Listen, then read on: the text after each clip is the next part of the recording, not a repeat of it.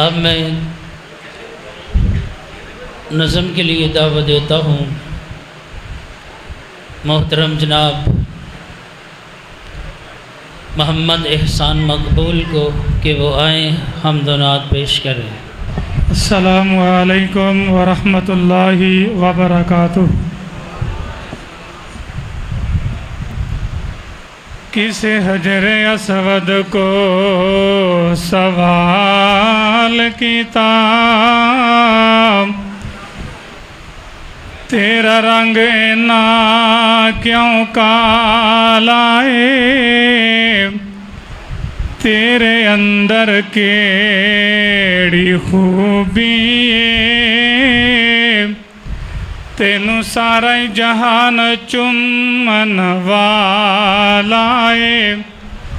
हजरे असवद ने अगों जवाब दिता,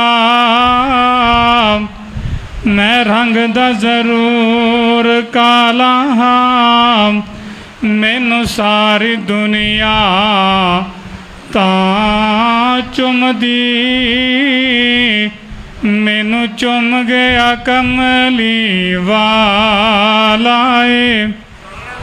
फिर कह दियो चंद न तारे नबी जी प्यारे, नबी जी दी मिसल कोई भी न यारे।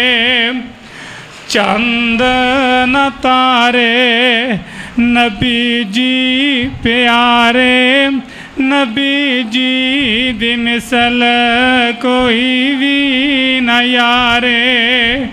सोहने नू अल्लाह ने सोहना बनाया, सहाबा दे गुलशन च सोहना सजाया। ऐदां दयाउना ना अज ताई कोई आया, सहाबा ने रज रज के नैन सिठारे। चंद न तारे नबी जी प्यारे, नबी जी दी मिसल कोई भी न यारे। मेरा सोना अरशान हाथ उठावे, मेरा अल्लाह सोने नू खैराई पावे। मेरा सोहना अरशानो हाथ उठावे, मेरा अल्लाह सोने नू खैराई पावे। आप बाद पीवे पहला सहाबा नू पियावे, सहाबा लुटे सन खूब नज़ारे। चंद न तारे नबी जी प्यारे, नबी जी दी मिसल कोई भी न यारे। नबी जी तू सोहना ऐ जहाँ सारा कुल नहीं साडा कीदा।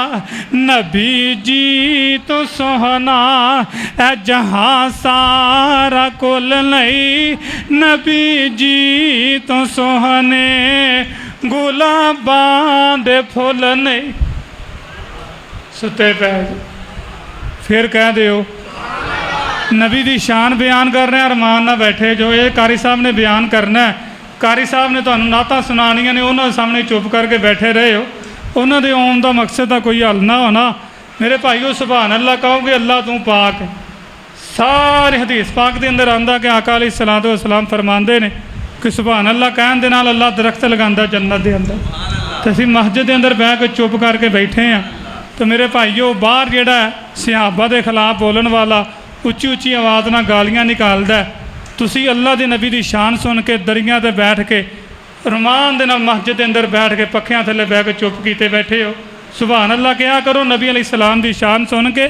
नबी जी तो सोहना जहाँ सारा कुल नहीं, नबी जी तो सोहने गुलाबां दे फुल नहीं, नबी जी तो सोहना है जहाँ सारा कुल नहीं, नबी जी तो सोहने गुलाबां दे फुल नहीं।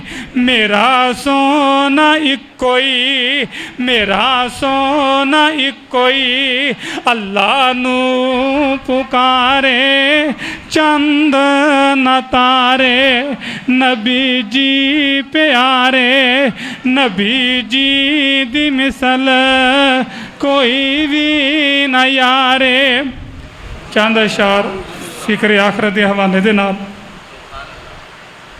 इस मस्जिद के साबका इमाम तो पता है कि मेरे दादा जान मौलाना सरदार अली रहमतुल्लाह अलैह, दुआ करो अल्लाह उन्होंने कबर ते करोड़ा रहमत नाजल फरमाए।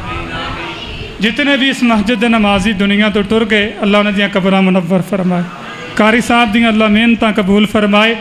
ऐ मेरे दादा जान दे दोस्त माशाअल्लाह बैठे ने, देख के खुशी होंदी है और इन्हों देख के दादा दी याद आते हैं। तो मेरे भाईओ जो टुर जान पता उदों ही लगता प्यार मुहब्बत की होंदा। इत्थे बंदिया परोना ए तू आया, परोनिया नू जाना पैंदा ए, इत्थे किसे भी ना पक्का डेरा लाया, परोनिया नू जाना पैंदा ए।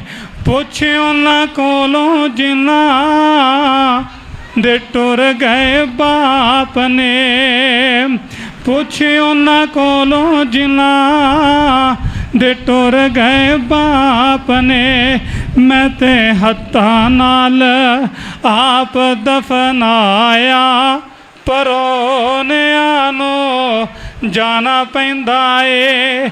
इत्थे बंदिया परोना ए तू आया, परोनिया नू जाना पैंदा ए। अद्धी राती उठ के करा मैं दुआए, मौला दादी दादे नू तू जन्नत पहुँचाए। इन्ना हत्थां नाल मैं आप दफनाया, परोनिया नू जाना पैंदा ए। इत्थे बंदिया परोना ए तू आया, परोनिया नू जाना पैंदा ए। इत्थे किसे भी ना पक्का डेरा लाया, परोनिया नू जाना पैंदा ए। अस्सलाम वालेकुम।